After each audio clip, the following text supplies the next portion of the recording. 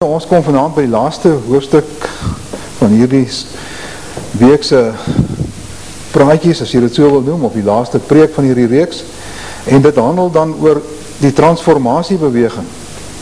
Nie vir my baie aangename onderwerp om oor te gesels nie, weer een van die sogenaamde negatieve onderwerpe, maar gelukkig is daar 'n positiewe oplossing daarvoor. En is dit maar een van die dinge waarmee ons gekonfronteer word in hierdie tyd, afgelope paar jaar, en waarop Christene verseker antwoorde moet hê, en ook 'n besliste beoordeling moet kan doen of dit goed is of nie goed nie. Nou vriende, die transformasiebeweging is een van verskeie pogings om die koninkryk van God te laat sigbaar te laat realiseer op aarde voor die wederkoms. Ons glo, daarmee bedoelende die Gileaste, dat die koninkryk van God gaan eers geopenbaar word by die wederkoms van Jesus Christus, wanneer hy kom as koning van die konings en heer van die here. Dan, wanneer hy kom, sal die vyandelike magte oorwin word by die slag van Armageddon, en by die selfde geleentheid sal 'n engel uit die hemel neerdaal en hy sal die duiwel vat en hy sal hom bind in 'n afgrond vir 1000 jaar lang en het bo hom verseël, sodat hy die nasies nie kan verlei nie. En eers dan, wanneer die verleier van die nasies gebind is, en hierdie vyandelike magsmonstering verbreek is by die slag van Armageddon, sal Jesus Christus as koning van die konings geopenbaar word, sal hy sy troon herstel in Jerusalem en sal daar vrede op aarde wees. Baie mense het egter daai koninkryksvisie teruggeskuif na die kerkbedeling. En sê, nee, ons moet nie wag tot daardie tyd nie, die koninkryk moet nou kom. En aangesien ons gekonfronteer word met twee koninkryke, die koninkryk van die duisternis en die koninkryk van die lig, moet ons eers afrekening met die koninkryk van die duisternis, voordat die koninkryk van die lig geopenbaar kan word en kan oorneem in die wêreld en kan sigbaar word en die vrede van God almal se deel kan wees. Daarom moet hier 'n bepaalde strategie vir geestelike oorlogvoering wees. Nou ons het dan vanoggend die regte Bybelse metode van geestelike oorlogvoering behandel, wat op die individu toegepas is. Dat individue kan oorwin in die stryd teen bose magte, dat hulle bevry kan word van Satans mag, en dat hulle in hierdie vryheid kan vasstaan en die stryd kan voer. Maar nou het hierdie mense wat in die transformasiebeweging betrokke geraak gesê, nee, ons doen dit nie op die individuele vlak nie, ons doen dit op 'n territoriale vlak. Ons wil hele dorpe en stede bevry en ook hele lande. En hulle het 'n visie om voor die einde van volgende jaar, voor die einde van 2003, 105 stede in die wêreld te bevry van demoniese bindings en magte, spiritual strongholds, demoniese vestings in die lig, sodat hierdie vestings boken daardie 105 stede heeltemal verbreek moet word, die duiwel uitgewerk moet word, sodat al die struikelblokke uit die weg geruim kan word. Dit wat mense verblind het om die evangelie te sien, en dit wat hulle gevangen gehou het in misleiding, in deceptie. Hulle sê, dit beteken eintlik nie veel om sulke evangelisasiedienste soos hierdie te hou, en van huis tot huis die evangelie te deel, as hier nog 'n demoniese vesting bo in die stad is nie, wat mense se oë verblind nie, en wat hulle weghou van die evangelie nie. So los maar eers 'n bietjie hierdie evangelisasie, spits jou toe daarop om hierdie duiwelse magte verbreek te kry. En so het die Sentinel groep in Amerika, onder die leiding van George Otis Jr., nuusberigte opgevolg waar daar sogenaamde herlewings plaasgevind het. En het hulle 'n video gemaak gebaseer op 4 stede, Cali in Colombia, Alomolonga in Guatemala, en dan ook in een van die voorstede van Nairobi in Kenia, en dan ook in Californië in Amerika. Hulle 4 stede geïdentifiseer waar herlewing uitgebreek het, waar eenheid plaasgevind het tussen die Christene, waar 'n gekoördineerde aksie geloods is teen die koninkryk van die bose, en waar die bose magte volgens hulle dan verdryf is. En dan het hulle hierdie 4 stede as 'n rolmodel voorgehou, hoe dat elke ander stad in die wêreld, en elke ander land in die wêreld, hierdie saak kan hanteer, sodat hierdie oorlog nou gevoer kan word, en die bose magte verdrywe kan word. En baie mense was geweldig opgewonde toe hulle hierdie Transformations video bekyk het. Dit lyk moes nou na iemand wat 'n visie het, iemand wat die bose die stryd aansê. Dit lyk nou asof hier toch nou 'n beweging is uiteindelik, waardeur ons vorentoe kan beweeg en nie achteruit nie. En waardeur ons inderdaad dan die wêreld kan oorneem. Vriende, as dit maar net waar was. As dit maar net waar was. Want in alle nuusberigte sedert die eerste Transformations video en ook die tweede een wat verlede jaar uitgereik is die teendeel egter waar. Dat daar die bose magte, daar die dwelmkartelle, daar die misdadigheid en al daar die voorvader aanbidding en die spiritisme wat in die stede geheers het, nog steeds daar heers. En dat die herlewing nie so omvattend is soos wat voorgestel word nie. En dat die hele focus in die video's is op bose magte en nie op Jesus Christus en sy verlossingsleer nie. Dit is 'n absolute beheptheid met strategiese geestelike oorlogvoering en die verbreking van territoriale demone, gebiedsdemone, sy gesag boek in die stede. Nou, hierdie hele herlewing, hierdie transformasie herlewing, gaan deur 'n paar stappe. Die heel eerste een het begin by 'n visie. Iemand moet net 'n visie hê. Sê, kyk, Bloemfontein, dis tyd dat Bloemfontein bevry moet word van bose magte. Die duiwel moet nie meer hier gedien word nie. Nou die eerste twee persone wat so 'n visie gehad het, was George Otis van die Sentinel groep en Peter Wagner van World Prayer Center in Colorado Springs in Amerika. Maar as mens egter na die teologie gaan kyk van hierdie twee mense, dan is daar baie groot probleme. George Otis glo nie in die kruis van Jesus as 'n middel vir versoening, vir redding nie. Hy sê God is nie bloeddorstig nie, hy vereis nie die offer van sy seun om vergifnis te gee vir sondes nie, hy is van nature vergewensgesind en daarom vergewe hy ons sonder die kruis. Daarom sê hy uitdruklik, Jesus Christ didn't pay the penalty for your sins. Die Here vergewe jou omdat hy wil. So vergeet hom maar van die kruis en van die bloed. En hy het in nie een van sy boeke sedertdien dit uitdruklik teruggetrek en gesê, hy huldig nie meer aan die standpunt nie. Dit is wat hy in 1990 verkondig het, dit is nou al 12 jaar gelede. En mens sien ook nie duidelik hierdie evangeliese verlossingsleer in sy boeke sedertdien nie. Peter Wagner het as 'n evangeliese Christen begin, maar hy het later toe hy by die Fuller seminarium betrokke geraak het, heeltemal opgegaan in die tekens en wonderwerke teologie. Hy het vir John Wimber ontmoet wat die Vineyard herlewing begin het van val en lag in die gees, hierdie Toronto verskynsel.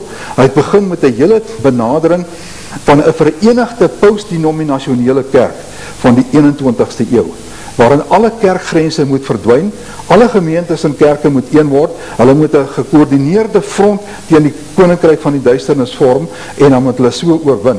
En oor hierdie gekoördineerde stadskerke, sal die Here dan profete en apostels opwek, wat die leiding sal neem. En wat deur groot tekens en wonders, en deur openbaringe uit die hemel, inligting sal deurgee aan hierdie stadskerke, wat dan uit verskillende wyke sal bestaan, maar hierdie stadskerke moet by tye dan by mekaar kom om sportstadions. Nou in Suid-Afrika die transformasiebeweging dan begin 'n poswat, en hulle het Menseregte Dag hier in Maart gekies, as die tyd van hierdie groot massa byeenkomste op sportstadions. Hulle het dit laas jaar op Nieuweland gedoen, hierdie jaar was daar so iets soos 9 sulke massa byeenkomste op sportstadions gewees, om hierdie transformasiebeweging dan momentum te gee. So daar moet so 'n visie wees, en daar moet inisiatief vir hierdie eenheid. Dit is 'n eenheid ten alle koste. En dit is so 'n breë definiering van die Christendom, dat evangeliese Christene, charismatiese Christene, onafhanklike inheemse kerke, Rooms-Katholieke, enige iets wat hier aan kan dink, kom daar saam onder die naam Jesus Christus. En hulle moet 'n sigbare eenheid demonstreer. Hulle moet selfs daar by die sportstadion almal staan en hande vat met mekaar, en so een groot ketting, so een groot eenheid demonstreer aan die wêreld en aan hulle besondere stad, sodat die duiwel uit daai stad, uit daai gebied verdryf kan word, en dat hierdie verenigde front van die Christendom hierdie groot mag kan beoefen. Nou, nadat hierdie eenheid dan so gedemonstreer is, en dan die Christendom dan nou nie meer verdeeld is nie, en hulle uit een mond praat, en in die proses seker terwyl hierdie apostels en profete dan nou opgewek sal word, wat leiding moet neem in elke stad of dorp, gaan hulle dan voort om geestelike kartering te doen. As mens daar die boeke lees van die transformasiebeweging, hulle noem dit spiritual mapping. Dis 'n intensiewe navorsingspoging om vas te stel wat die typiese sondes in elke dorp of stad is. As dit miskien slegte rasseverhoudinge is, as dit, of dit is dalk misdaad wat die groot probleem is, of dit is dwelmmisbruik, of daar is dalk nuwe era ideologieë, of dalk hulle identifiseer selfs die vrymesselaars ook enige geheime organisasie, as hulle dink, die organisasie het 'n greep op die gemeenskap, dan in hierdie spiritual mapping, in hierdie geestelike kartering, dan word dit as een van die sondes, daar kan 'n lange ry sondes wees, dan word alles opgenoem. As daar baie mense is wat sê nou maar na waarsêers toe gaan, dan sal towery en okkultisme en spiritisme, die oproep van geeste, die aanbidding van voorvaders, towery, al daai goed ook in hierdie lys voorkom van sondes. En elke een van hierdie sondes, vriende, noem hulle dan 'n demoniese vesting, 'n stronghold, 'n geestelike vesting van Satan. Hy het hierdie gemeenskap verblind, hy het hulle gebind, hy het 'n klomp mense gekry wat aan daai dwaling, aan daai leuen, aan daai sonde glo en dit beoefen. En hulle sê dan, voordat hierdie mense nie daarvan bevry is nie, sal hulle nie vry wees om die evangelie te gaan bywoon nie. Evangeliese dienste by te woon en die Here te soek nie. So ons eerste prioriteit moet op hierdie demoniese vestings in die samelewing toegespits word. Nou, deel van hierdie sondes wat hulle bepaal, haal hulle uit historiese tye, hulle gaan in ou bronne in. Hulle kyk byvoorbeeld, wie was die eerste inwoners van Bloemfontein gewees? Wie die eerste bose vestings hier kom vestig oor hierdie stad? As hulle nou maar vind, dit is die Suid-Sotos, of is die Boesmans, of dis die boere, of wie dit ook al is, dan sal hulle sê, die afstammelinge van daai mense wat eerste hier was, hulle is verantwoordelik vir die voortsetting van hierdie bepaalde vesting van sonde. Hulle noem dit bloedlynvloeke. Hulle sê daai bloedlynvloeke moet dan belei word, want dit is jou voorvaders se sondes waarvoor jy moet betaal, wat ook onbybels is. En as daar groot konfrontasies was, as daar bijvoorbeeld oorloë was in die omgewing, dan gaan hulle uit na die slagvelde toe en belei die sondes daar. Al hierdie bloedlynvloeke moet verbreek word, al hierdie demoniese vestings moet afkom, die duiwel moet uitgeskit word uit hierdie plek uit. Dan sê hulle, sal dit eintlik onmoontlik vir mense in hierdie stad wees om verlore te gaan. Dan gaan die koninkryk van God kom. Christene gaan aan die hoof van die staatsraad staan. Christene gaan aan die hoof van skole staan. Die openbare lewe, alles, al die sleutelfigure in die samelewing gaan Christene wees. En die koninkryk van God gaan so neerdaal oor hierdie plek. Mens kan amper sê die 1000-jarige vrederyk gaan dan begin. Dit is die visie wat hulle het. Dan gaan hulle oor, nadat hierdie vestings nou bepaal is, die geestelike kartering gedoen is, die lang lys van sondes opgestel is, dan gaan hulle oor tot die stryd. Nou neem ons die wapen op, die wapen van gebed. Nou vriende, dit klink baie goed. En as mens oppervlakkig na hierdie ding kyk, dan sê jy, maar hier is 'n klomp toegewyde Christen, hulle wil 'n ding doen vir die Here. Hulle gaan iets doen. Hulle gaan nie hierdie probleme net so onaangeraak los nie. Dan begin hulle selfs met deernag gebedsessies. Hulle vas en bid. Hulle gaan op gebedswandelinge. Hulle stap van straat na straat deur 'n dorp of 'n stad. Hulle stap om die stad. Hulle klim op koppies, hoë berge, nou hier is nou nie hoë berge nie, maar ten minste dan seker hier op Synheuwel en wat is die ander ene? Sal hulle dan daarso op die koppe klim en dan sal hulle van daai uitsigpunte af, sal hulle dan die bose magte in die lug bestraf. In die naam van die Here en sê hulle moet wyk sodat hierdie stad vry kan word. Nou daai geestelike oorlogvoering, hierdie prayer walks, gebedswandelinge, word dan beoefen totdat hulle in 'n stadium 'n bepaalde stad vry verklaar. Nou een van die grootste organisasies wat deelneem aan hierdie aksie, daar's 'n hele klomp in Suid-Afrika, maar een van die wat baie prominent na vore getree het, is NIPSA. Network for United Prayer in South Africa. Hulle het verlede jaar 'n hele skedule gehad van gebedswandelinge, van strategiese geestelike oorlogvoering, van die afbring van demoniese vestings in verskillende dorpe en stede in Suid-Afrika. Hulle het elke maand 'n ander sonde aangespreek, die sonde van misdaad, immoraliteit, dronkenskap, al die typiese sondes van Suid-Afrika, voorvader aanbidding. En so het hulle die land deurgegaan en hierdie hele lys van sondes deurgewerk en op die 3de November verlede jaar het hulle Suid-Afrika vry verklaar. So vriende, die duiwel is dan volgens hulle nie meer werksaam in hierdie land nie. Elke stad en dorp is nou vry, daar is nie meer misdaad nie, daar is nie meer manifestasies, gevolge van die mag van die koninkryk van die duisternis hier nie. Sedert daai tyd moes hier nou groot herlewings in Suid-Afrika uitgebreek het. Nou ons is nou al etlike maande daarna. En al die evangeliese Christene in die dorp waar hierdie oorlogvoering beoefen is, sê, hierdie mense wat het gedoen het is intussen weg, maar die duivel is nog steeds hier. Alhoewel hierdie mense ernstig is, alhoewel hulle iets wil doen, vriende, is dit onbybels. Paulus en Petrus en Johannes het nie strategiese geestelike oorlogvoering gedoen nie. Hulle het nie gesê, ons gaan Jerusalem of Athene of Rome bevry van demoniese vestings nie. Hulle het individue gered uit die duisternis na die lig. Hulle is soos brandhout uit die vuur geruk, maar die res het nog in hulle sonde en ongeregtigheid voortgegaan. Daar was eintlik 'n geestelike polarisasie in daai plekke, groot vyhandigheid teenoor die nuut gestigte Christelike gemeentes. Hierdie gemeentes het nie daai stede oorgeneem en regeer nie. Hulle het nie eers die sleutelposisies oorgeneem nie. Nie in die Romeinse Ryk nie, nie in Israel nie, nie in een van die lande waar hulle werksaam was nie. En tog probeer hulle dit as 'n Bybelse visie voorhou. Nadat hulle nou hierdie geestelike oorlogvoering gedoen het, ek weet ook as hulle byvoorbeeld op prayer walks gaan, dan loop hulle deur die straat. Hulle deel nie traktaatjies uit nie, hulle praat nie met mense oor hulle siele nie. Hulle sê, hulle tel net die vibes op, dat hier in 'n sekere huis, sê nou maar, hier is sataniste, of hier is bose magte, dan bestraf hulle daai bose magte van die straat af. Dat hulle moet weggaan, maar praat nie met die mense daar in die huis nie. Toe Pieter Wagner op die toer gegaan het Turkye toe, het ook geen evangeliese uitreikings gedoen nie. Hulle het net die koningin van die hemel en die vestings van Islam in Turkye gaan bestraf en die land vry verklaar, en hy is nie vry nie, allerminst nie. En hulle het duisende rande in daai projek ingestoot. Maar nadat hulle dan hierdie geestelike oorlogvoering gedoen het, stel hulle gatekeepers aan. Daar is baie geskryf ook oor hierdie poortwagters. Hulle sê, kyk, as die bose nou uitgedryf is uit die stad uit, dan moet ons keer dat hy nie terugkom nie. So met ander woorde, ons moet poortwagters aanstel. Hulle het bijvoorbeeld in Pretoria, toe hulle nou die bose magte bestraf het en uitgedryf het, mense uitgestuur, dan gaan hulle uit op die N4, op die Witbankpad, op die N1 Noord na Pietersburg toe, op die N1 Suid na Johannesburg toe, en al die toegangspaaie na die stad, asof die duivels nou die N1 en die N4 gebruik om Pretoria toe te gaan. Stuur hulle dan die mense uit, dan gaan bid hulle dan buiten aan die stad, en dan sluit hulle daai poort toe, dan sê hulle die duivel mag nou nie terugkom Pretoria toe nie.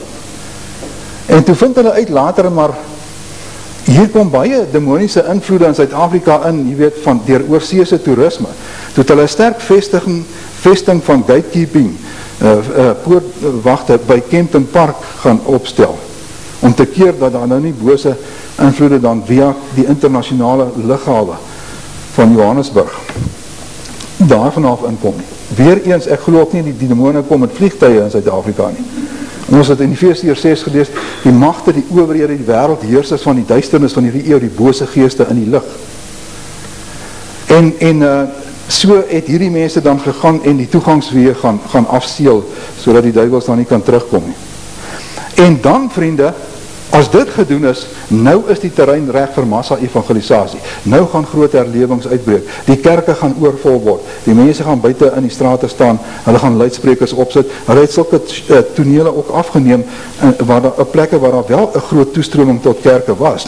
Maar nie naaste by volgens die aanspraak wat hulle in hierdie transformasie video maak nie. Maar dit is wat hulle voorhou. Dit is wat kan gebeur as jy net eers die bose kan verdryf. En dan daarna, die laaste fase, ontwikkeling en voorspoed.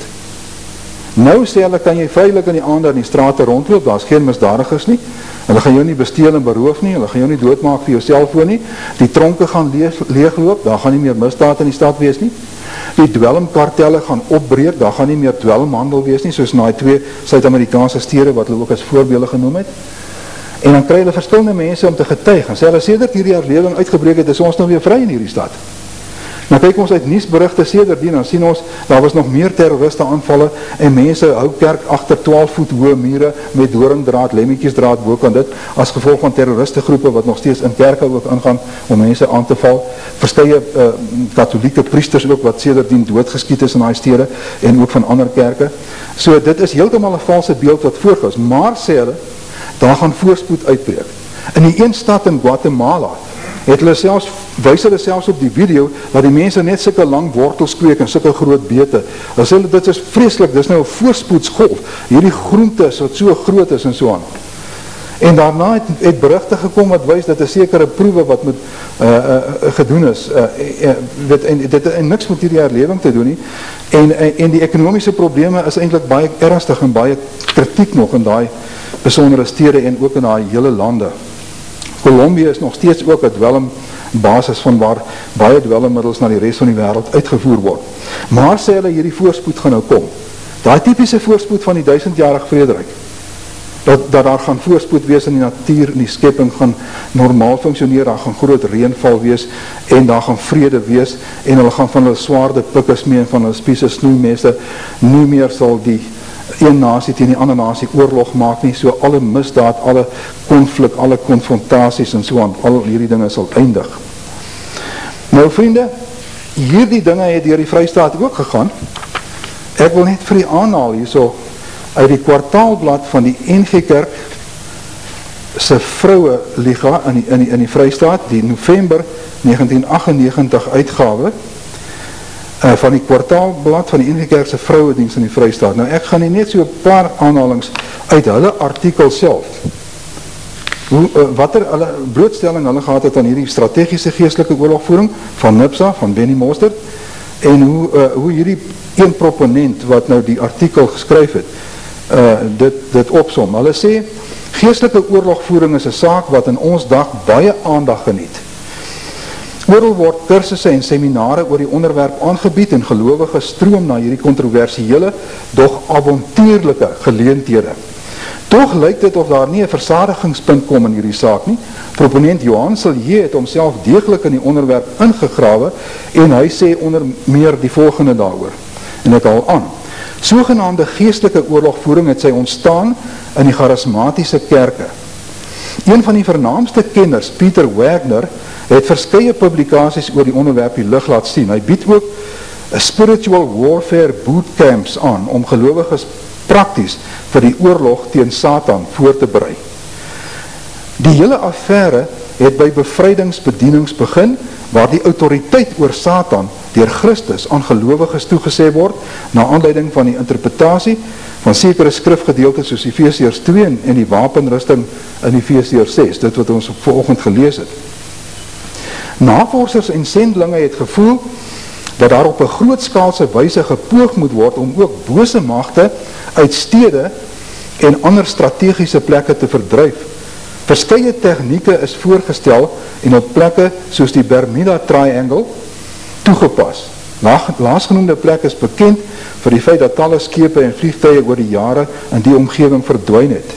Toe sendlinge begin het om geestelike oorlogvoering toe te pas, het die probleem volgens hulle gestaak, toe dit opgehou, so die duiwel is daar weg. Die praktijkervaring het dus die finale seggenskap. Nou sê die proponent verder, in Suid-Afrika is die hele geestelike oorlogvoering paradigma deur persone soos Benny Mostert aan die gelowiges bekendgestel. Hy beweer ook dat hy by die charismatiese kerke moes gaan leen, omdat die gereformeerde theologie niks oor hierdie saak van geestelike oorlogvoering te sê het nie.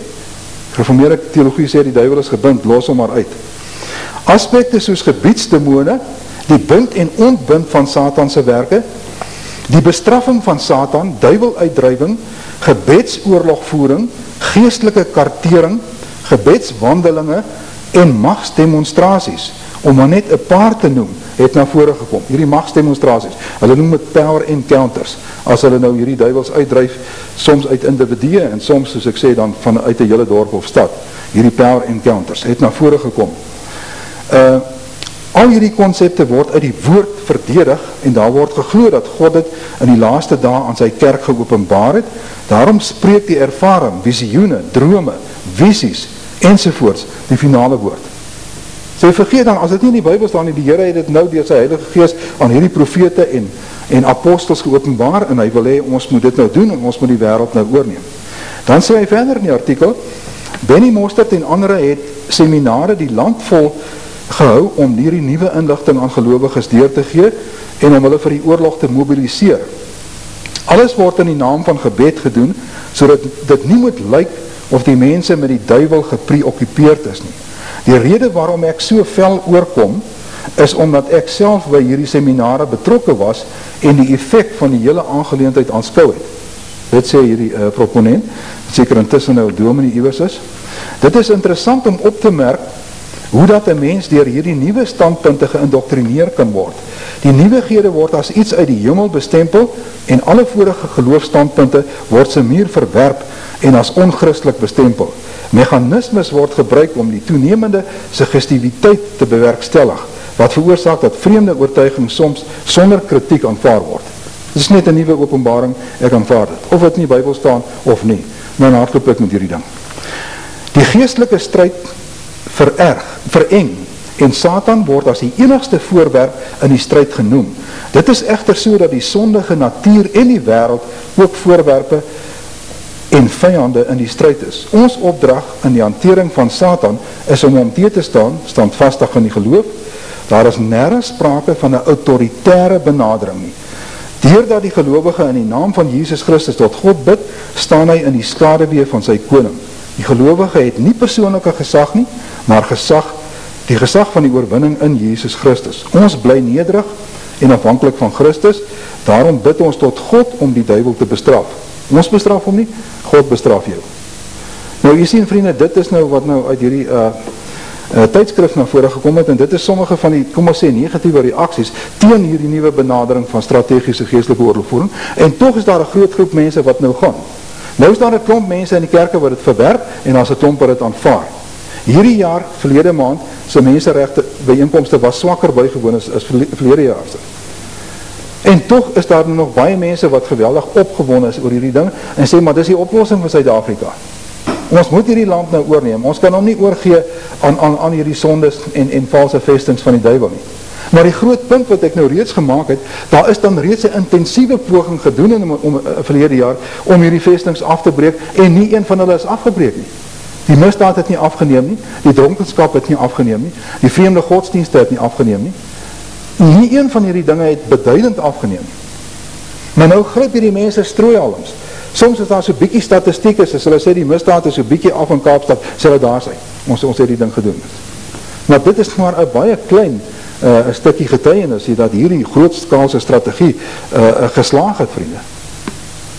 Daarom ook, as mense op die internet kyk, dan sien jy geweldige antagonisme teen hierdie ding. Ek van net vir u nou, vir oulaas dan nog een paragraaf hier so lees, wat van 'n oorseese bediening gekom het, wat my die saak baie goed opsom, hierdie Olympia Brzezinska, sy sê, possibly the most startling thing about this video can be best stated in the question, where is the Lord Jesus in it all?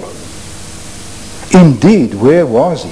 Constant reference was made to the principalities and powers and strongholds of darkness, etc. Satan and his hordes were certainly given the limelight. The issue of sin was not mentioned at all.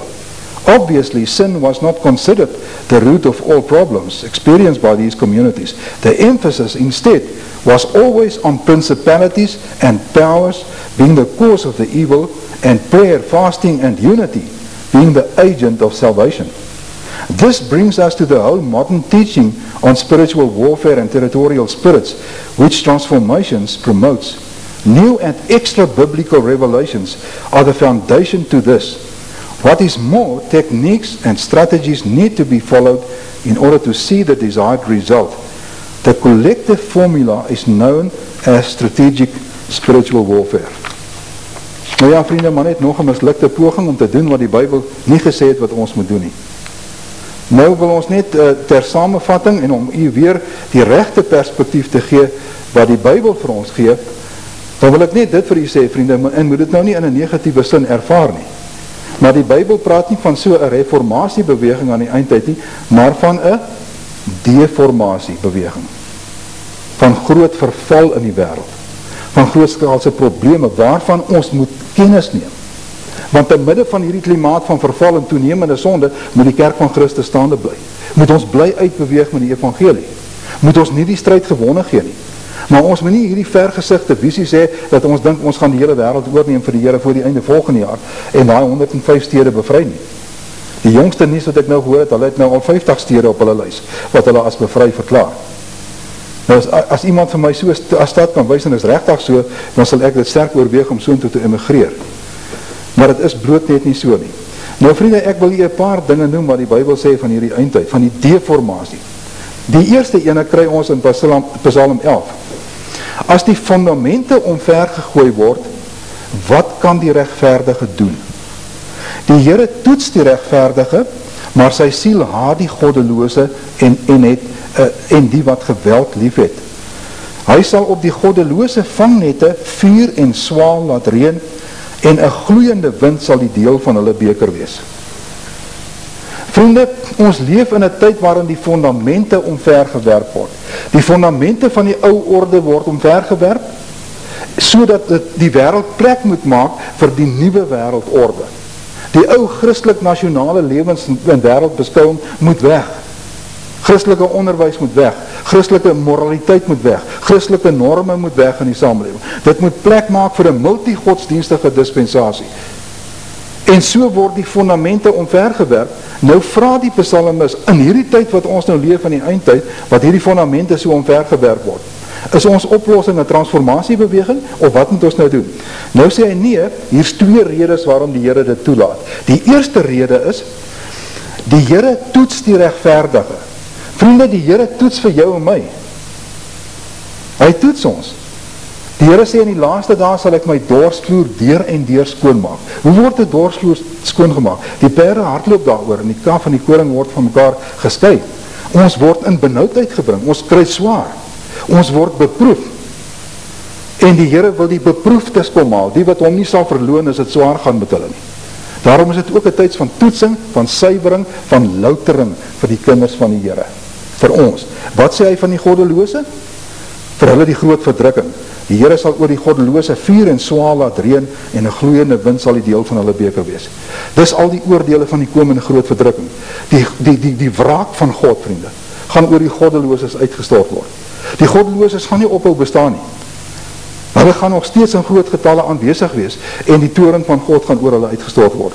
En in daardie lig moet ons dit sien. Vir ons is dit 'n toetsing. Ons gaan nie handdoek aangooi nie, maar ons gaan ook nie onrealistiese ideale koester dat in hierdie stad gaan na binne 'n maand of 2 so groot herlewing wees dat daar nie meer een sondaar oor is nie. Dit is nie so nie. Die Here sê stry hard om in te gaan deur die nou poort. Baie sal probeer en min sal daarin slaag. Maar breed is die pad en wyd is die poort wat na die verderf lei en baie mense is daarop. Dit is die algemene patroon in die hele wêreld. Daarom is die ware kinders van die Here eintlik 'n klein minderheid in enige land ter wêreld. Dit is hulle nie beskore om hierdie oorname te doen wat hulle nou wil doen nie. Nee, die Here Jesus kan dit doen wanneer hy eendag terugkom. Nou ja, na die omverwerping van fundamente wat tipies van ons eindtyd is daar ook die totstandkoming van 'n sondekultuur in die wêreld. Ons lees in 2 Tessalonisense 2 dat die Here sê eers moet die groot afval kom en die mens van sonde geopenbaar word. Vriende, die mens van sonde beteken die antichrist wat aan die hoof van 'n sondekultuur sal staan. Alles wat in die Bybel as sonde beskryf word, gaan toelaatbaar wees in hierdie toekomstige sondekultuur. Daarom sal al hierdie dinge as humanistiese menslike vryhede bestempel word. As die Bybel sê iets is sonde, sê nou maar homoseksualisme en so aan, dan gaan dit toelaatbaar wees. As die Bybel sê moenie drink nie, dan sal drankgebruik en dwelms en al hierdie ander dinge sal toelaatbaar wees. Alle denkbare sondes gaan gedoen word, want die mens van sonde gaan oor die wêreld regeer. En ons sien dat nou in afwagting op sy verskyning, word daar 'n sondekultuur in die wêreld gevestig. Die Bybel sê dit ook vir ons. Het sal wees aan die eindtyd, soos die tyd van Noag en Lot. En vriende, as daar seker ooit 'n transformasiebeweging nodig was, dan was die tyd van Noag gewees. Het jy gelees wat staan in Genesis 6 van Noag? Die Here sê, al die versinsels van mense se harte was altyd deur net sleg. Die Here het self spyt gehad dat hy mense gemaak het. Hy sê dat die aarde vervul met geweld. So saam met hierdie sondekultuur gaan 'n geweldskultuur. Mense neem die reg in eie hande. En daarom raak hulle gewelddadig. Gewelddadige misdade. Mense word doodgemaak vir 1 of 2 rand, vir 'n selfoon of wat ook al. Daar is geen respek vir mense lewe nie. So sonde en ongeregtigheid gaan van nature saam ook met die beoefening van geweld. En dan nog 'n verdere eienskap van die laaste tyd is geestelike en morele polarisasie. Die Bybel sê in die laaste dae sal die wat heilig is heiliger word en die wat vuil is sal vuiler word. 'n Polarisasie. Daar is geen sprake dat die heiliges die wêreld nou gaan oorneem nie voor die wederkoms van Christus nie. In hierdie tyd gaan 'n polarisasie plaasvind. En 'n gepolariseerde samelewing is 'n gespanne samelewing. Sommige mense het absolute heiligheidsstandaarde en hulle leef volgens hierdie standaarde en die ander verag hierdie standaarde en hulle leef volgens die beginsels van hierdie sondekultuur, hierdie permissiviteit waarin enige ding toelaatbaar is en enige ding kan maar gaan. En dit gaan groter uiterstes aanneem, want die wat vuil is word nog vuiler, nog erger sondes as wat ons ooit aan gedink het, hoor ons deesdae van. Maar terwyl dit aan die gang is, moet die kinders van die Here nog strenger standaarde van heiligheid hê. Wat help dit om terwyl hierdie ongeregtigheid aan die gang is, deel te hê aan hierdie vervalproses wat die Here van gepraat het in die profetiese rede. Terwyl die ongeregtigheid vermeerder word, sal die liefde van die meeste verkoel. Hulle sal so beïnvloed word deur hierdie immorele, sondige, permissiewe samelewing, dat Christene self ook maar hulle standaarde sal begin verlaag. En hulle liefde vir die Here Jesus sal begin verkoel. En die dinge van die wêreld sal naderhand nie meer so erg vir hulle wees nie. En hulle sal nou maar die pad naderhand selfs met die sondaars begin saamloop. En vandag is daar al soveel sogenaamde Christene vriende, as jy nie vir hom vra of hy 'n Christen is nie, sal jy dit nie weet nie, want hy leef nie soos jy nie. Ons sal weer daai Christelike standaarde moet terugbring, want hierdie polarisasie moet ook plaasvind. As hy heilig is en regverdig is, moet hy nog meer regverdig en nog meer heilig word. Dan, deel van hierdie deformasieproses, wat nie 'n transformasie nie, maar 'n deformasie, 'n vervalproses is die vestiging van die ideologie van globalisme. Ons hoor baie van globalisme vandag, in die media en veral aan universiteite ook, dat ons word georiënteer dat ons moet gedenationaliseer word. Ons moet nie meer binne volksverbande leef soos die Here dit georganiseer het nie, vriende, en bepaal het nie. Handelinge 17 vers 26. Die Here sê, hy het grense tussen die nasies gestel. Vergeet daai grense en kom ons word almal in 'n breër konteks wêreldburgers, planetary citizens. Ons moet geglobaliseer word, ons moet geïnternasionaliseer word, ons moet breë horisonne hê. So in hierdie vervalproses word die wêreld geïnternasionaliseer, hy word oopgegooi. Daar word 'n Babyloniese samelewingsorde gevestig.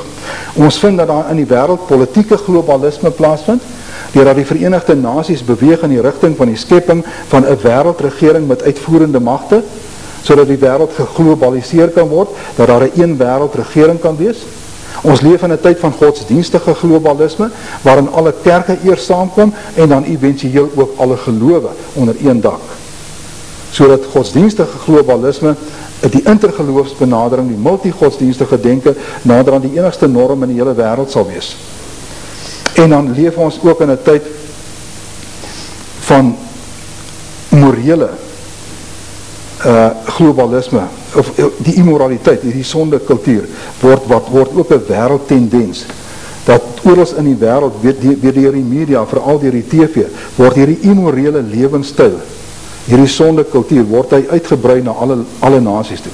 En dan kry ons ten laaste ekonomiese globalisme, dat die wêreld word ook verenig op ekonomiese terrein, deurdat organisasies so die Internasionale Monetaire Fonds, die Wêreldbank, die G8 lande en so aan die groot ryk banke is besig om 'n struktuur te skep vir wêreldeenheid op ekonomiese gebied, sodat eventueel die anti-kris kan kom en beheer kan uitoefen oor hierdie verenigde wêreld. Dan sal politieke globalisme die struktuur skep vir die anti-kris se wêreldregering. Godsdienstige globalisme sal die struktuur skep vir die anti-kris om as wêreldmessias geopenbaar te word. En hierdie sondekultuur sal dan die morele klimaat skep waarbinne hy sal opereer, en ekonomiese globalisme skep die struktuur waardeur hy vir elke mens 'n nommer sal gee, waarsonder hy nie kan koop of verkoop nie. En vriende, dit is wat die Bybel sê, wat die feitelike situasie is in die eindtyd, en waar 'n klimaat van verval waarin ons staande moet bly. en dat ons in hierdie laaste dae nie ons visie as Christene moet verloor, dat ons geroepe is om die sout van die wêreld in die lig van die aarde te wees nie. Daar is ongelukkig nou baie mense wat dink, ons moet nou maar hierdie probleem van deformasie, van verval in die wêreld en van hierdie sondigheid oplos deur te gaan vir hierdie transformasiebeweging, wat die Here nie as 'n oplossing vir ons gegee het nie. Vriende, as dit moontlik was dat die Christendom die demoniese vestings oor die wêreld kon afbreek, dan sou dit van die eerste eeu al 'n bekende feit gewees het en daar sou al 'n geskiedenis gewees het van totaal bevryde gebiede. Jy weet, die duiwel het selfs vir die Here Jesus gesê, as jy neerval en my aanbid, dan sal ek jou al hierdie koninkryke gee. Die Here het nie gesê dat die duiwel nie mag het oor daai koninkryke nie. Inteendeel, die Here Jesus het die duiwel genoem die owerste van hierdie wêreld. Die God van hierdie wêreld, sê Paulus. Daarom het die Here net gesê, elke Christen moet 'n wapenrusting aantrek, dat hy staande kan buite in die liste van die duiwel. Maar het nergens vir ons die opdracht, die mandaat gegee, dat ons dorpe en stede en lande op daardie manier, op daai besondere manier van strategiese geestelike oorlogvoering, van gebiedsdemone moet bevry. Ons het dit nie. En daarom sê ek, dit is 'n verkeerde visie, en ons vind ook al in baie dele in die wêreld, dit weerhou geld van sendlinge, dat Christene gee eerder nou geld vir transformasieprojekte om geestelike oorlogvoering teen daai vestings te voer, want hulle sê, hierdie sendlinge gaan in elk geval intussen niks bereik nie. Jy kan maar sendingwerk doen in Turkye en so aan, daar gaan nie eintlik mense tot bekering kom nie, want daai vestings is te sterk voor daai land, daai vestings moet eers afgebreek word. Nou kry daai arme sendlinge nie meer geld om hulle werk te doen nie, want dit word nou gekanaliseer in die rigting van hierdie oorlogvoering, hierdie mobilisasie vir strategiese geestelike oorlogvoering.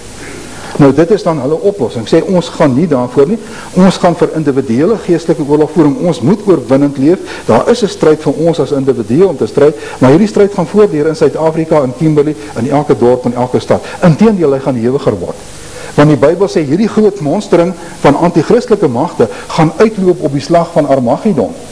As hulle vooraf al hierdie demoniese vestings in die wêreld kan verbreek, dan sal daar nooit 'n slag van Armageddon wees nie. Ek weet, daar is Christene wat al saamkom en bid, dat Armageddon moet nie plaasvind nie. Hulle bid regstreeks teen die profetiese woord nou al. En bepaal in 'n ander scenario vir die wêreldse toekoms as dit wat in die Bybel beskryf is. Hulle sê, al het die Here gesê, daar kom 'n groot verdrukking, dan wil hulle sê, daar hoef nie in te kom nie. So ons bid nou teen die groot verdrukking, teen die antichrist en teen die slag van Armageddon, sê hulle. En so, vriende, kan mens jouself bluf. Jy kan vir jouself opgestelde agenda, jy weet, vir voorbidding en vir geestelike oorlogvoering ook daarstel, wat eintlik glad nie Bybels is nie. Daarom is ons opdrag net in hierdie tyd van verskerpte stryd, om as Christene staande te bly, om in hierdie tyd uit te beweeg, en om ons nie aan daardie scenario's te steur nie. Nou wil ek net ten slotte sê, vriende, daar's baie onkundige mense wat by hierdie massa saamtrekke betrokke is. Daar's baie mense wat sê, hulle sien niks verkeerd daarmee nie. Hulle eie ervaring is net, daar's mooi Christelike liedjies gesing, ons het almal hande gevat, ons ken mekaar nou beter, en dit is toch, daar's toch niks verkeerd daarin nie. En so redeneer hulle eintlik, sonder dat hulle regtig weet, wat sit agter, wat is die motief van die organiseerders. En so word hulle eintlik vir 'n saak gebruik, waarvoor hulle glad nie weet wat dit is nie. Deel van hierdie strategiese geestelike oorlogvoering, is die Marches for Jesus, wat in Engeland begin het, waar hulle elke jaar ook hierdie groot Christelike marse deur die strate het, die marse vir Jesus, wat baie goed en mooi klink, en 3/4 van die mense wat daarin deelneem, doen het met goeie bedoelings. Ek wil het as 'n Christen doen, ek wil vir my stad wys, ek is 'n Christen, en Jesus Christus leef, daar is niks meer verkeerd nie. Maar die bedoeling van die organiseerders van die March for Jesus is strategiese geestelike oorlogvoering, en ons wil vir die koninkryk van die duisternis wys, hierdie stad behoort aan ons, en ons gaan hom oorneem van jou. Dit is 'n demonstrasie vir hulle. Dit is nie 'n konstatering of 'n geloofsbelijdenis of 'n getuienis vir Jesus sodanig nie. Alhoewel ander mense dit so mag ervaar, en daar selfs goeie dinge mag plaasvind by sulke byeenkomste, siele dalk gered mag word, kan dit nog nie die hele oorhoofse strategie, hierdie hele benadering goed maak nie, en kan ons nie ons goedkeuring daaraan gee nie. Daarom moet ons weet, wat is die bedoeling hiermee, en wat rigting beweeg hulle, en wat is die einddoel wat hulle daarmee het. En dan weet ons, dit is 'n onbybelse ding, as ons hom in sy geheel kan beoordeel. En ook in die lig van hulle bewese mislukkings die afgelope 2 jaar met transformasiebewegings in die wêreld. Daarom, vriende, los dit heeltemal uit, Gaan net aan met die ou tyding, gaan aan op die ou beproefde manier om dienste te hou soos hierdie, om uit te reik na mense toe, om advertenties te plaas, om mense uit te nooi, om hulle te vra om agter te bly, om hulle te besoek by hulle huise, op die manier wat die Christendom die afgelope 2000 jaar uitgebrei is, deur evangeliste, deur sendlinge, deur verskillende maniere, ook deur die media in die moderne tyd, gaan net daarmee aan. En hierdie super moderne kitsmethodes om die wêreld te bevry, los dit vir die Here Jesus, hy gaan dit doen wanneer hy kom. Dan gaan 'n geweldige bevryding van die planeet aarde wees wanneer Jesus Christus kom, met dramatiese gevolge. Maar voor die tyd, voor hy kom, gaan die stryd verdiep en die konflik gaan groter word en die eise op ons gaan sterker word. En daarom moet ons net bid dat ons in daardie tyd staande sal bly. Mag die Here u seën en versterk vir die stryd. Amen. Ons dank die Here dat ons weet, u het ons nie as wese agtergelaat nie, maar u het die Heilige Gees gegee om vir ons 'n trooster te wees, om ons te begelei, om ons te lei in die hele waarheid, om altyd by ons te wees, om ons te herinner aan alles wat u gesê het, en ook die toekomstige dinge aan ons te verkondig. Here, gee dat ons ook aandag sal gee aan die profetiese woord. Paulus sê ook, verag nie die profeseë nie, dat ons nie, Here, die lig van die profetiese woord onder 'n maatemmer sal bedek nie. Maak, Here, dat hierdie lig helder sal skyn op ons pad, sodat ons kan weet wat die toekoms van die Christen in hierdie benoude laaste dae van die wêreldgeskiedenis is voor u wederkoms. Dat ons sal begryp dat hierdie wêreld stuur af op 'n groot verdrukking, soos in die tyd van Noag en Lot, gaan God se oordeele oor 'n onbekeerlike wêreldbevolking uitgestort word. Maar voor daardie oomblik wanneer u daarmee gaan begin, sal u ware kinders in 'n plek van veiligheid gestel word. Daarom weet ons, Here, en ons glo dit en ons aanvaar dit, dat as ons waak en bid en waardig is, sal ons al hierdie dinge wat kom ontvlug en voor die seën van die mens staan. Net so seker ook as wat die Israeliete veilig was daardie nag toe die doodsengel in Egipte rondgegaan het. Net so ook moet ons in 'n tyd soos hierdie, kort voor die openbaring van God se oordeele, moet ons gereed maak vir 'n reis.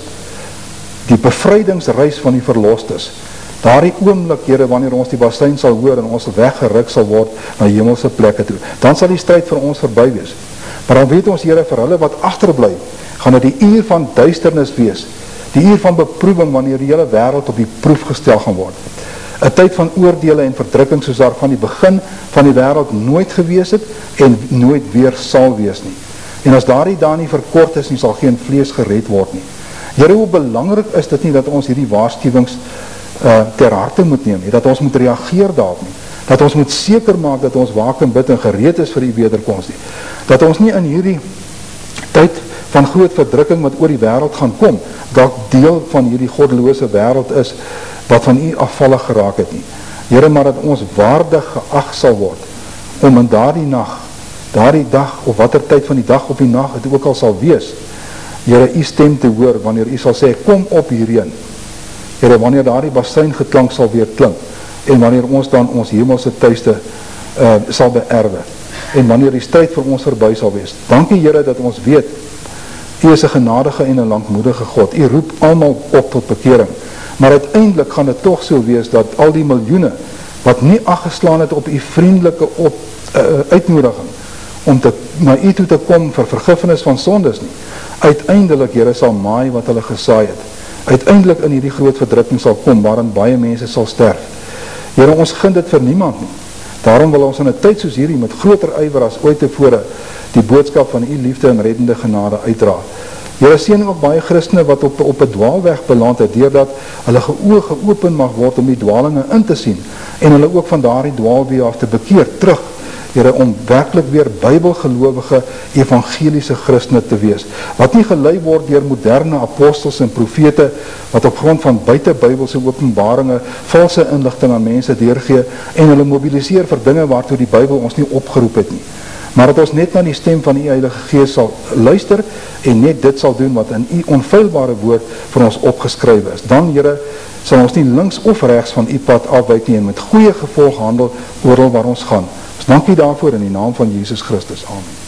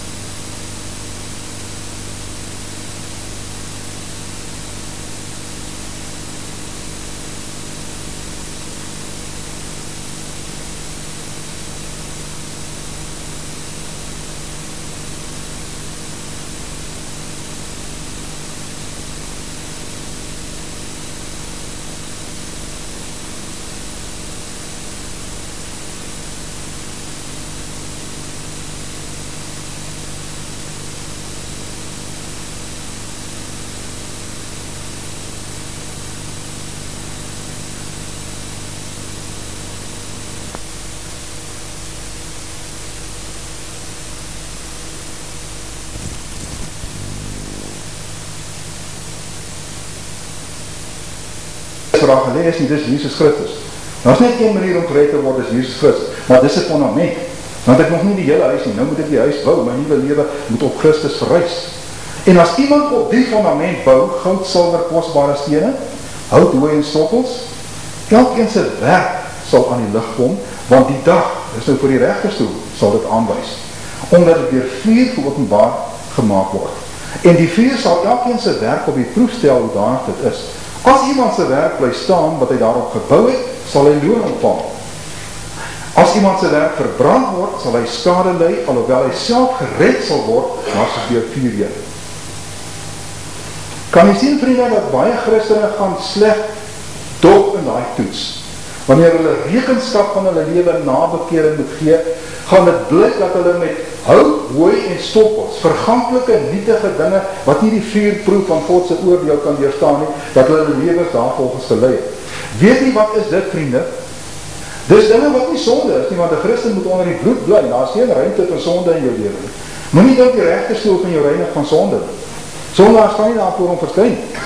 Alle sonde moet uit genade vergewe word, en daarom moet ek onder die bloed bly, en ek moet elke keer, as ons gesondig het, ons het 'n voorspraak vir die Vader Jesus Christus, hy is 'n versoening vir ons sondes, en vir die van die hele wêreld. Hierdie hout, hooi en stoppels waarvan hier gepraat word, is nuttelose dinge, wat nie sonde was nie, maar wat geen ewigheidswaarde het. Vriende, wat help het, as ek nou op hierdie wêreld het, ek nou lekker werk, en ek gebruik nou al my tyd vir stokperdjies. Ek versamel seels en ek speel die hele dag met golf en ek vul blokkies draaisels in tot 4 uur die oggend. Dis nie sonde nie. Maar dit is hierdie verganklike ding, dit het ook nie ewigheidswaarde nie. En ek vat al my geld en ek steek dit in dierkarre in vakansiehuise en diertoere oor see en so aan. Ek het al mense, jy weet, om nou sommer net 'n absurde vergelyking te gebruik, maar dit kom daarop neer dat daar is mense wat dit van weet. As daar by hulle bydrae gevra word vir evangelisasiewerk, dan gee hulle R10, maar dan gaan hulle in die winter ski in Switserland en dan gaan hulle vakansie neem wat hulle R30.000 kos. Dan pla dit hulle nie. Daai R30.000 wat hy op homself spandeer, het pla hom nie, maar het pla hom nogal hierdie R10 of R100 wat hy vir die sending vergeet, het nogal bietjie seer te maak. Want jy kon daarmee brood en melk gekoop. Jy sien, vriende, baie Christene is so op die dinge van die wêreld ingestel en bou so met hout, hooi en stoppels, dat hulle eintlik geen insette lewer in die koninkryk van die Here nie. Dat hulle niks doen wat ewigheidswaarde het nie. Dat hulle nie hierdie pond gebruik wat die Here ons gegee het nie. Die Here het aan elkeen van sy diensknegte 'n pond gegee, en onthou, vriende, hierdie pond is die instaatstellende krag van die Heilige Gees. Dit is nie die penning wat redding voorstel nie. Hierdie pond is die krag van die Gees. Hy sê, dryf handel totdat hy kom. Occupy till I come. Behartig die sake van my koninkryk tot ek weer kom. Elkeen van ons het 'n pond gekry. Die een gaan uiteindelik vir die Here sê, met die pond het ek 10 ponde wins gemaak, die ander een gaan sê 5, en die ander een dalk net 1, en die ander een niks, hier toe kom begrawe, die het hom terug. Die Here gaan nie sy verskonings aanvaar nie. Vat dit van hom weg, gee dit vir die een wat 10 pond het. Geen verskonings gaan aanvaarbaar wees vir die Here. En daarom, vriende, het jy 'n opdrag as 'n Christen. En vir baie mense skrik dit af hierdie opdragte. Maar as jy eers van die Heilige Gees vervul is dit eintlik dring die Gees in, dan wil jy vir die Here werk. Jy wil net van hom praat, jy wil betrokke wees.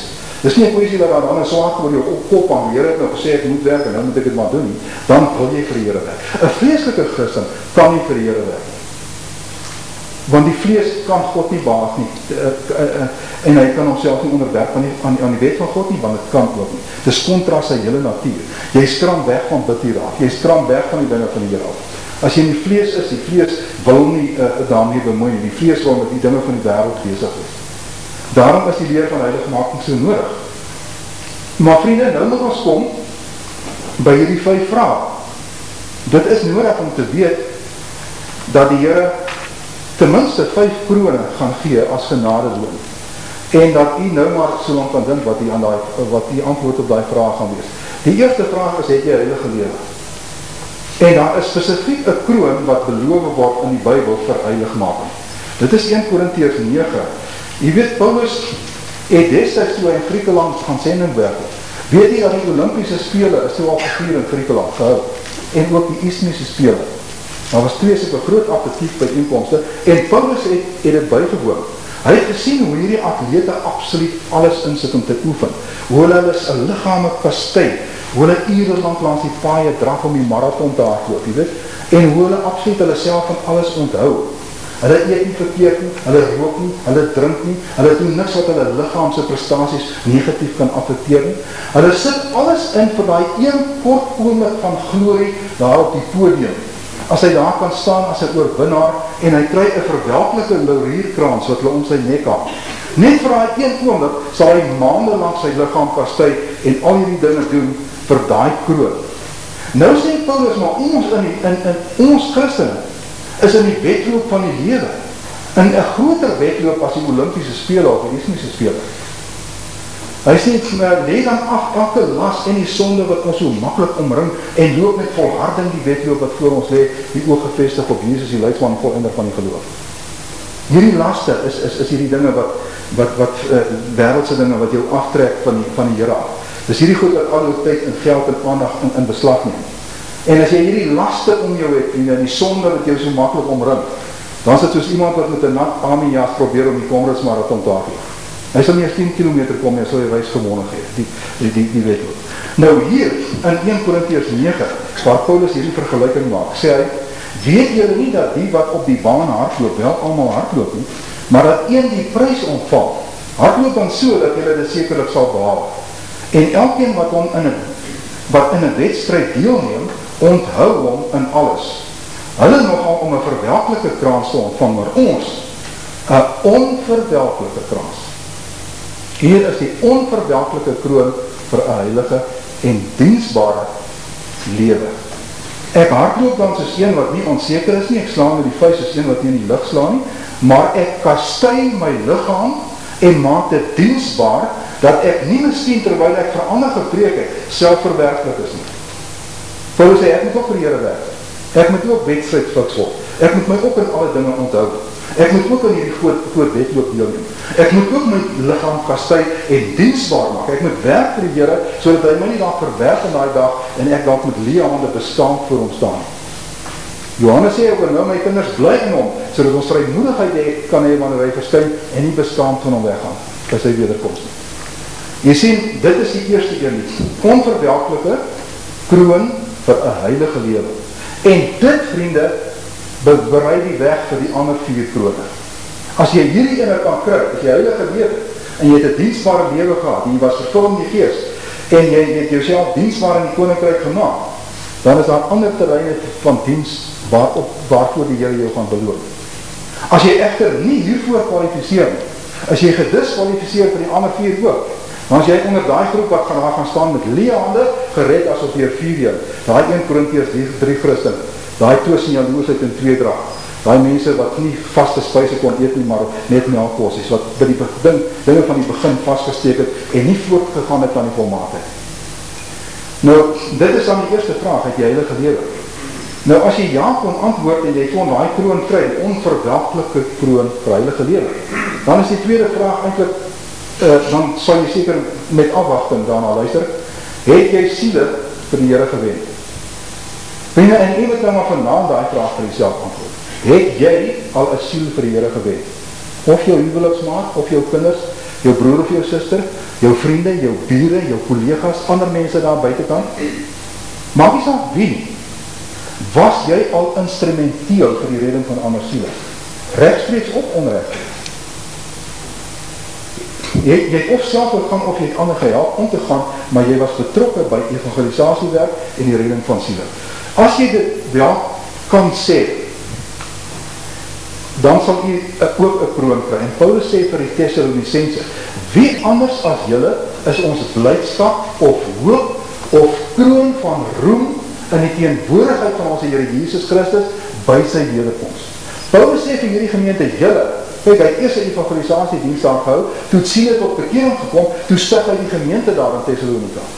Nou sê hy vir die gemeente, julle is my kroon van roem in die teenwoordigheid van Jesus Christus by sy wederkoms. Omdat ek julle na die Here toe geleid. Nie, ek het julle nie gered nie, maar die Here het my gebruik om julle na hom toe te lei. Daarom sal ek 'n kroon van roem kry. So die tweede een is die kroon van roem vir sielewenners. Salomo sê, hy wat siele wen is wys.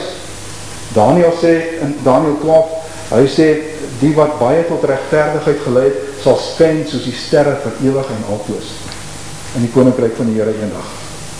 Dit, vriende, is iets wat absolute ewigheidswaarde. Dit is waarvoor ons hier is. Julle sal my getuies wees in Jerusalem, Judea, Samaria, tot aan die einde van die aarde, sodat ander gered kan word en julle 'n kroon van roem kan kry. Het jy al vir iemand gebid wat hy gered is?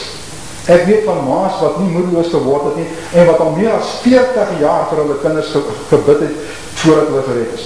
Party het so die Heilige Gees weerstaan, dat hulle eers op hulle sterkheid gered is. Dis nie die maas se fout nie. Dis daai persoon wat die Heilige Gees weerstaan. Die Here het nie robots gemaak, het mense gemaak met 'n eie vrye wil, en baie van hulle wil nie die knie buig voor die Here nie. Die Here het vir Jerusalem gesê, ek wou julle bymekaar maak en julle wou nie. Laat hy wat wil die water van die lewe neem verniet. Maar tog as ons vir iemand aanhou bid, dan sal daar naderhand omstandighede in sy lewe kom, en die Here sal hom in 'n noute bring, en hy sal naderhand begin soek na die Here. En so moet ons, vriende, dit wat ons op ons gebedslys het, moet ons nie staak of ophou voor bid, voor ons het kan aftiek, voor die persoon gered is, of voor die gebedsversoek vervul is. Nou kom ons by 'n derde kroon, so nadat die Here vir jou vra, het jy heilige lewe, het jy siele vir my gewen, dan gaan hy die derde ene vir jou vra, was jy 'n getroue herder? Nou baie mense dink, dis net vir die predikant, vriende. Dan gaan dit net broer Nardus wees wat die vraag sal moet antwoord, en enige ander dominees of pastore wat hier nog is.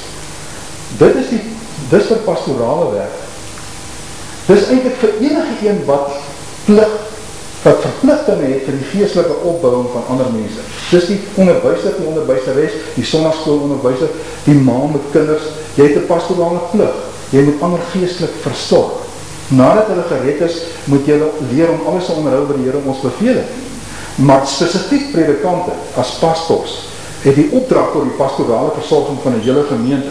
Daarom lees ons in 1 Petrus 5 dat hulle 'n spesiale kroon gaan kry, maar dan so ook al die ander wat dieselfde plig het. Hou as herders toesig oor die kudde van God wat onder julle is. Nie uit dwang nie, maar gewilliglik. Nie om vuil gewin nie, maar met bereidwilligheid. Anderwoorde nie tot selfverryking nie. Ook nie as heersers oor die erfdeel nie, maar as voorbeelde vir die kudde.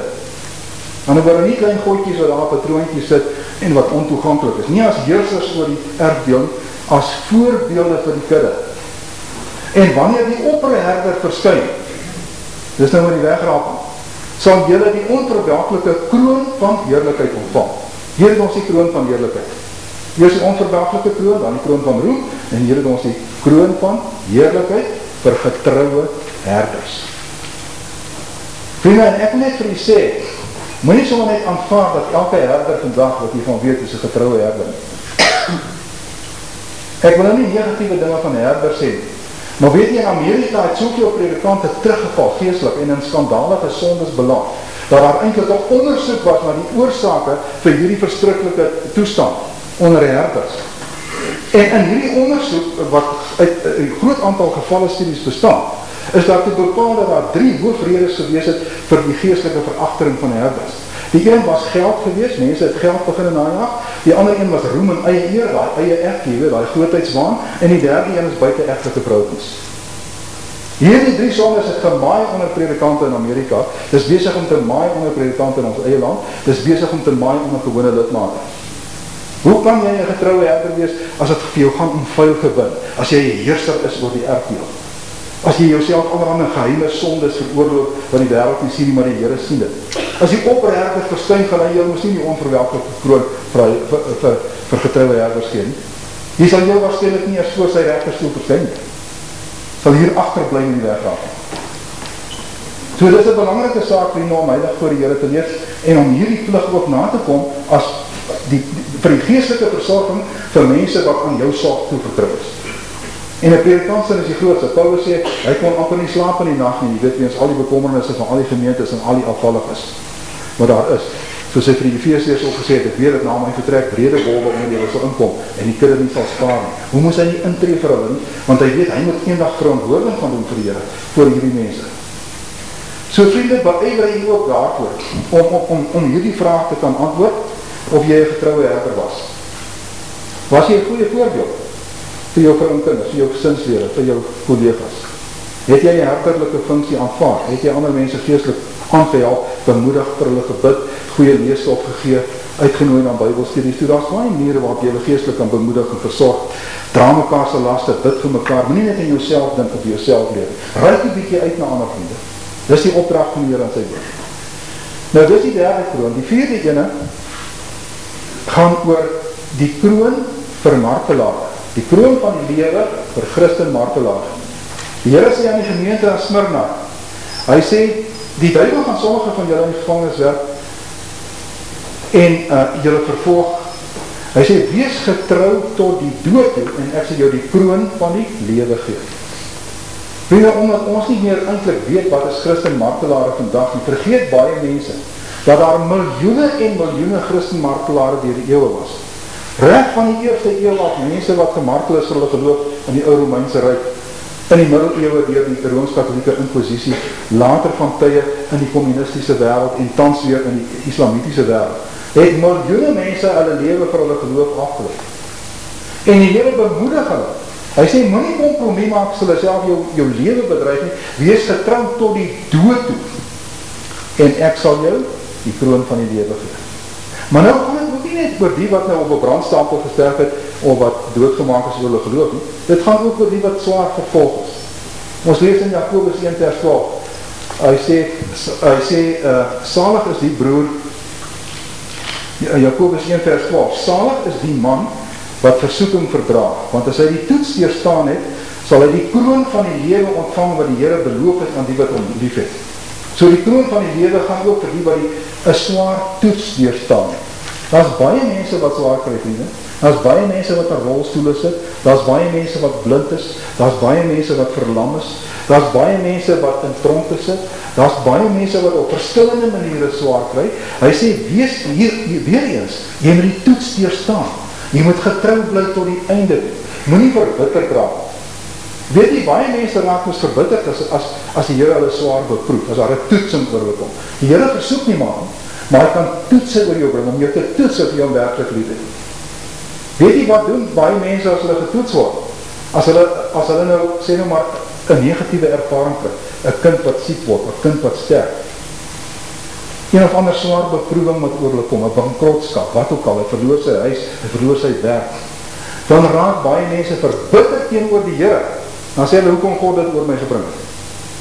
Hulle beskuldig nooit die duiwel of omstandighede of hulle self nie, dis nou die Here. Vriende, ons moet in daai omstandighede nie veragter in die genade. Daarom sê Paulus in Hebreërs 12, pas op dat niemand in die genade van God veragter nie, dat daar nie 'n wortel van bitterheid opskiet en baie besoedel en baie ander mense geestelik besoedeling aftrek, 'n wortel van bitterheid. Jy beskuldig God, jy beskuldig die omstandighede, jy die lewe, enige iets, jy is 'n verbitterde persoon. Dit is die symptoom van geestelike verachtering, is verbitterdheid. Daai wortel stiep op, en hy verwek onrus, en hy besoedel baie ander mense. Maar as jy onder daai omstandighede vashou aan die Here Jesus, en glo hy sal jou deurdra, en vertrou dat hy sal jou nooit begewe, jou nooit verlaat nie, of jy nou uit die tronk uitkom, en of jy nou maar soos Woerenbrand 14 jaar in die tronk moet sit, maak dan eintlik nie meer saak nie. Die feit is net, jy wil in die wil van die Here bly, jy wil hom nie verloor nie, en jy wil glo dat hy ook hierdie omstandighede van jou tot goede sal meewerk, en ook heel getuienis hier sal gebruik. Daarom was Woerenbrand 'n groot evangelist in die tronk gewees. En hulle kon hom nie stil kry nie. En hy het baie siele daar, het hy in Roemenië, waar hy 2 termyne van 7 jaar af in die tronk was, het hy siele na die Here toe gelei. Later toe hulle hom in eensame opsluiting gesit het hy die evangelie met morse kode deur die muur deurgegee in ander gevangenis. En toe hy dit nie kon doen nie, het hy elke dag 'n preek voorberei, en in sy geestesoog het hy klomp mense voor hom gesien, en Stokstiel alleen daar het hy die preek, volledig uitgewerkte preek gememoriseer, en hy het hierdie preek gelewer.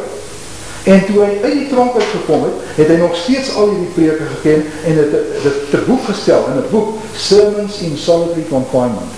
Dis van die meest diepsinnige en wonderlikste preke wat ek ooit gelees het, wat Woerenbrand in die tronk geskryf het. So sy bediening het aangegaan, selfs al was daar nie een mens rondom hom nie. En so het hy getrou gebly tot die dood.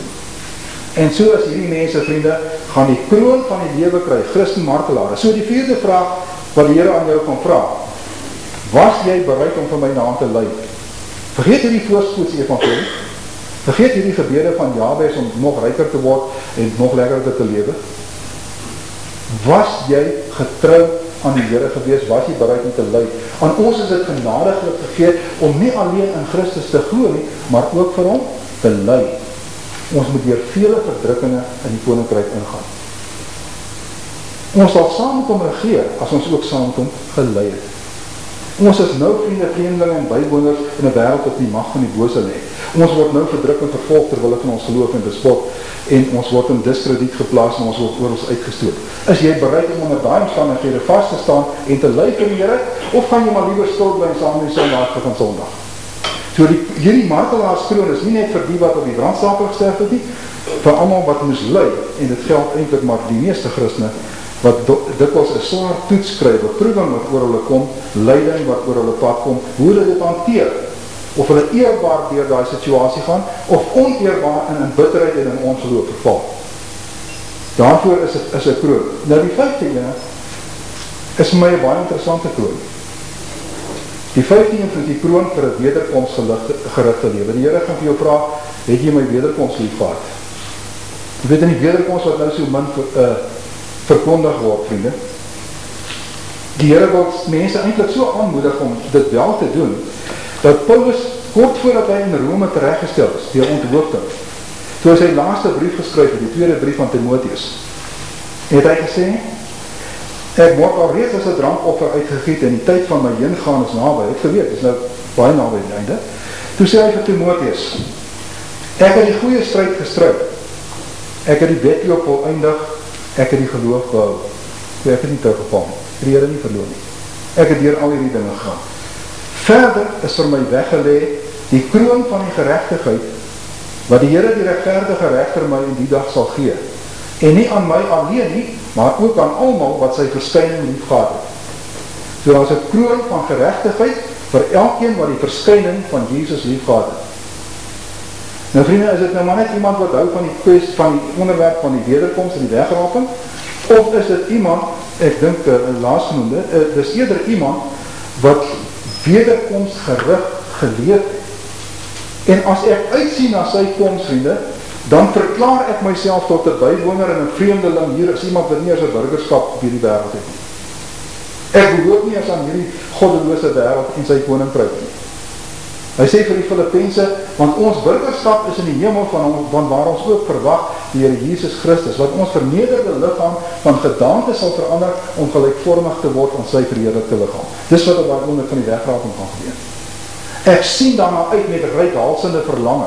En omdat ek daarna uitsien, omdat ek weet my toekoms is daar, daarom doen ek ook werke wat ewigheidswaarde het. Daarom maak ek 'n skat in die hemel by mekaar waar motte vroeg nie verniel en wat diewe nie inbreek en steel. Daarom is my skatte nie in hierdie wêreld nie. Ek sal nie soos Lot se vrou hoef om te kyk na die ou dingetjies wat ek alles hier opgebou het en wat nou gaan agterbly en in die vlamme verteer kan word. Want ek het insette in die koninkryk van die hemel geleef. En omdat ek vir die hemelse bestaan hierna leef en dinge doen wat ewigheidswaarde het, verlang ek reikhalsend dat die Here ons moet kom haal. En daarom was Paulus eintlik in 'n tweestryd. Hy sê, ek weet nie, hy sê eintlik wil ek graag nou sterwe en na die Here toe gaan, want dit is vir my verre weg die beste. Hy sê, maar nou weet ek nie, aan die ander kant terwille van julle, die gemeentes, wil ek liewer hier bly en ek wil nog 'n rukkie aanhou preek. Maar eintlik wil ek baie graag daar wees. Dis verre weg die beste. Daarom kon hy sê, ek het hierdie goeie stryd gestry op die aarde. Dit was 'n stryd. Nie 'n voorspoedse evangelie nie. Paulus was nie 'n ryk man gewees nie. Hoeveel keer was hy skipbreek gewees? Hoeveel keer was hy in tronke gewees? Hoeveel keer was hy honger gewees? Hoeveel keer is hy geslaan, 39 houe, gestenig in Lystra en gedood laat lê? Dit is die pad wat hy geloop het. Maar mense wil nie vandag daai pad loop nie. Dis ook nie te sê u van net soos as Paulus kry nie. Maar ek wil net vir u sê, vriende, jy is teen die grein van hierdie wêreld ontvang. As jy in die wêreld was, sou die wêreld julle lief gehad het, sê die Here. Maar omdat jy lief van die wêreld is nie, daarom haat die wêreld. Daarom verdruk die wêreld. Daarom vervolg die wêreld. Maar hoe goeie moed ek het die wêreld oorwin. Ons kan meer as oorwinnaars wees, maar ons is in 'n stryd. Nou, moet ek eendag kan sê, ek het die goeie stryd gestryd, ek het die wedloop voleindig, ek het nie handdoek ingegooi langs die pad nie, ek het hierdie marathon gehardloop tot op sy eindpunt, ek het die geloof behou, en nou gaan ek die kroon van geregtigheid kry. Vir die wat sy versyning lief het, ek het vir daai koninkryk geleer, ek het daarvoor gewerk, ek het die skatte daar by mekaar gemaak, ek gaan daar, nie met Leande verskyn nie. Hier kan ek dalk nog met Leande staan, en nog diep afhanklik wees van ander se hulp en so aan.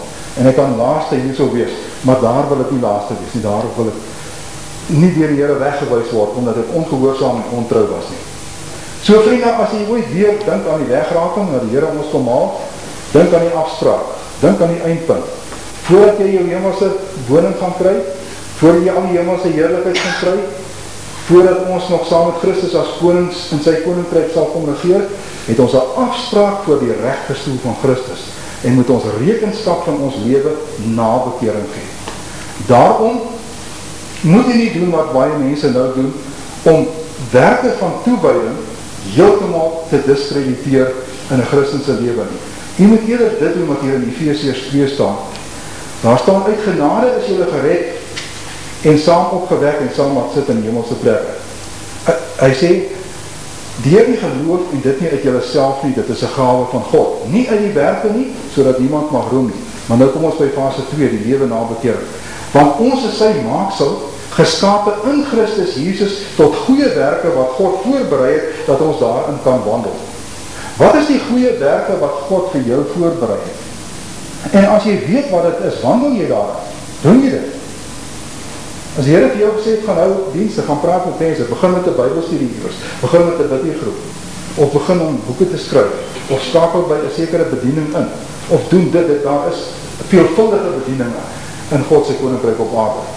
Wandel jy daarin, doen jy, gee jy uitvoering daar, of is jy besig om dit van jou al weggeskuif? En vriende, soveel mense met geestelike probleme, wat gaan aan beraders. Sy groot probleem is eintlik nie die probleme wat hulle noem nie. Hulle groot probleem is heiligmaking en dat hulle oningeskakel is vir die werk van die Here op aarde.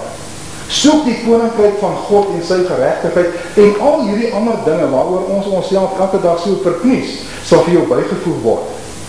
Vergeet 'n bietjie van hierdie ander probleme, vriende.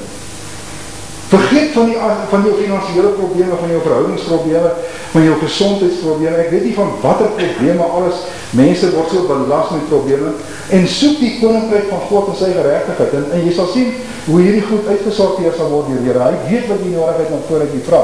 Dit sal vir jou bygevoeg word. Kry jou prioriteite reg en begin inskakel vir die dinge van die Here. Wat jy op het om te sê, maar ek kom nie uit met my geld in die maand nie, so ek gaan glad nie kerk doen nie, en ek gaan ook geen bydraes gee vir die kerk nie.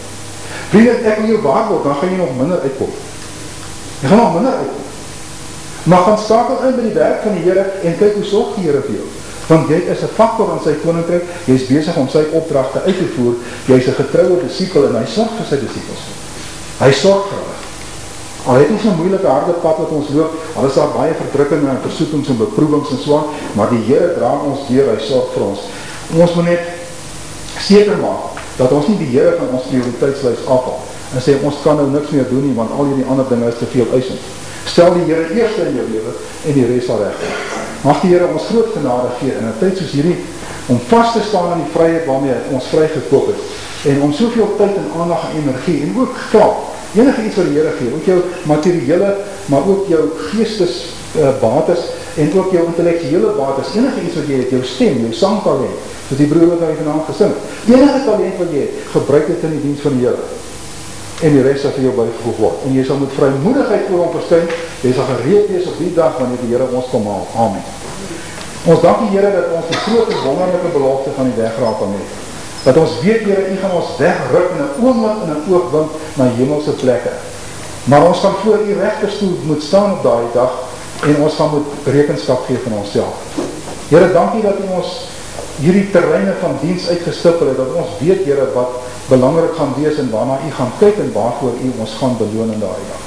Gee, Here, dat ons wel sal kwalifiseer, as U vir ons vra of ons heilig geleef het, of ons siele gewen het, of ons bereid was om te lei vir U koninkryk, of ons goeie herders was, en of ons U verskyning lief gehad het. Dat ons positief ja en beslissend op al hierdie vrae sal kan antwoord, en dat U vir ons op daardie dag sal sê, mooi so goeie en getrouwe diensknegt, oor weinig was jy getrou, oor veel sal ek jou aanstel, gaan in die vreugde van jou Heer. Dat ons daar die wonderlijke woord uit die mond sal hoor, en dat ons daarvoor gereed sal wees. Here, bewaar ons in hierdie donker dae waarin ons leef, die dae van aanvechtinge, die dae waarin donker wolke van 'n anti-christelike magsmonstering rondom die wêreld saampak, dat ons nie bevrees sal word deur hierdie dinge nie. Dat ons ook nie so daarteen sal vastkyk en net daaroor sal lees en daarin sal dink nie. Dan sal ons wees soos Petrus, Here, toe hy na die groot golwe gekyk het sy hart bevrees geword en het hy begin sin. Maar ons moet bokant hierdie storms van die 20ste eeu, bokant hierdie probleme van ons tyd uitkyk na Jesus wat uittroon bo al daardie storms en die oog gefestig hou op Jesus Christus, die leidsman en volëinder van ons geloof. Word verheerlik, Here, en lei ons op die ewige weg. Om Jesus ontwil. Amen.